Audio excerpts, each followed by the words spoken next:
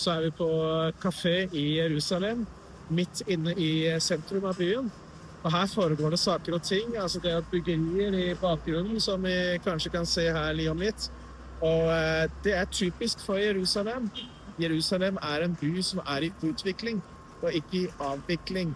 Og det er jo stor forskjell på det. Altså det er et levende samfunn hvor arabere og jøder og kristne og alle kan komme her, og de kan dyrke sin tro, fordi det er trosfrihet. Og det blir det bestemt ikke dersom Jerusalem blir delt.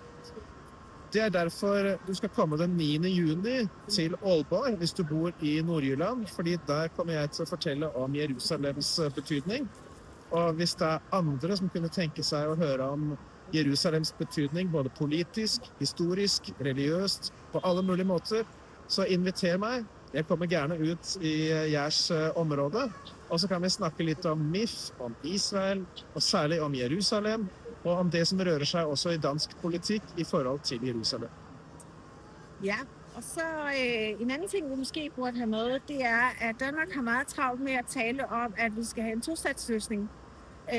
Og stort set alle hernede siger samstemmigt, og det er både israeler og ikke-israeler, at tostatsløsningen den er i princippet død, og den har egentlig aldrig været en god idé. Og hvordan kan man indføre en tostatsløsning uden at parterne, som jo er israelerne og palæstinenserne, er dem, der selv beslutter, at det synes de er den rigtige løsning for dem. For det er jo dem, der skal leve med konsekvenserne af tostatsløsningen. Ikke europæerne og ikke danskerne. Så når du støtter MIF, så er du med til at støtte vores arbejde for, at Israel og palæstinenserne selv skal bestemme, om de ønsker tostatsløsningen, eller om de ønsker en anden løsning.